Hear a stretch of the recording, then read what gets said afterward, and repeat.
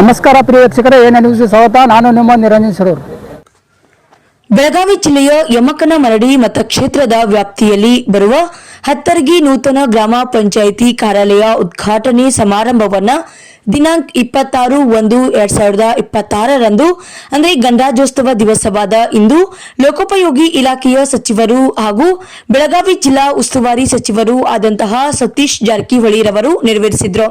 ಈ ಶುಭ ಸಂದರ್ಭದಲ್ಲಿ ಗ್ರಾಮ ಪಂಚಾಯಿತಿ ಅಭಿವೃದ್ಧಿ ಅಧಿಕಾರಿಗಳು, ಅಧ್ಯಕ್ಷರುಗಳು, ಉಪಾಧ್ಯಕ್ಷರುಗಳು, ಸದಸ್ಯರು ಮತ್ತು ಸಿಬ್ಬಂದಿಗಳು ಹಾಗೂ ಯಮಕನಮರಡಿ ಹತ್ತರ್ಗಿ ಠಾಣಾ ಗ್ರಾಮದ ಹಿರಿಯರು ಇನ್ನೂ ಹಲವಾರು ಗಣ್ಯರು ಈ ಸಂದರ್ಭದಲ್ಲಿ ಉಪಸ್ಥಿತರಿದ್ದರು. ವರದಿಗಾರರು ನಿರಂಜನ್ ಶಿರೂರ್, A9 ನ್ಯೂಸ್, ವಿಜಯಪುರ.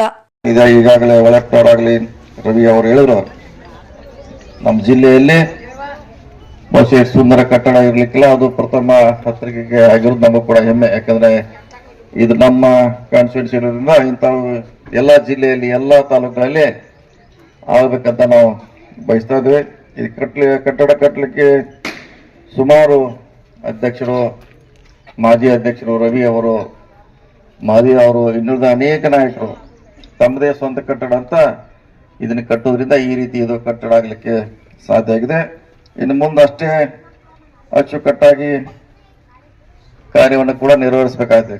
ಕಟ್ಟಡ ಸುಂದರವಾಗಿದೆ, ನಮ್ಮ ಆಡಳಿತ ಕೂಡ ಸುಂದರವಾಗಿರಬೇಕು. ಸರ್ಕಾರದ ಎಲ್ಲ ಯೋಜನೆಗಳು ಕೂಡ ನಮ್ಮ ಜನರಿಗೆ ಮನೆ ಬಾಗಿಲಿಗೆ ಮುಡಿಸುವಂತ ಪ್ರಯತ್ನ ಗ್ರಾಮ ಪಂಚಾಯತ್ ಆಗಬೇಕಂತ ನಾವು ಆಶೆಯನ್ನ ವ್ಯಕ್ತ ಮಾಡ್ತಾ ಇದ್ವಿ. ಗುಂಪಿನಲ್ಲಿದೆ, ಒಂದೇ ನೇತೃತ್ವದಲ್ಲಿದೆ. ಅದು ಬಹಳ ಸಂತೋಷದ ಸಂಗತಿ.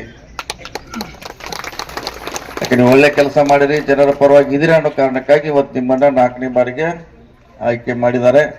ಯಾಕಂದ್ರೆ ಗ್ರಾಮ ಪಂಚಾಯತ್ ಸದಸ್ಯರ ಕೆಲಸ ಅಂದ್ರೆ ಗ್ರಾಮದಲ್ಲಿರುವಂತಹ ಸಮಸ್ಯೆಗಳನ್ನ ಪರಿಹಾರ ಮಾಡಲಿಕ್ಕೆ ಪ್ರಯತ್ನ ಮಾಡಿದಾಗ ಜನ ನಿಮ್ಮೊಂದಿಗೆ ಖಂಡಿತವಾಗಿರ್ತಾರೆ ಅನ್ನೋದಕ್ಕೆ ನಮ್ಮ ಹತ್ತರ್ಗಿ ಗ್ರಾಮ ಪಂಚಾಯತಿ ಮತ್ತು ವಿಶೇಷವಾಗಿ 5 ಗ್ರಾಮಗಳಿದೆ, ಒಂದೇ ಕಡೆ ಇಲ್ಲ.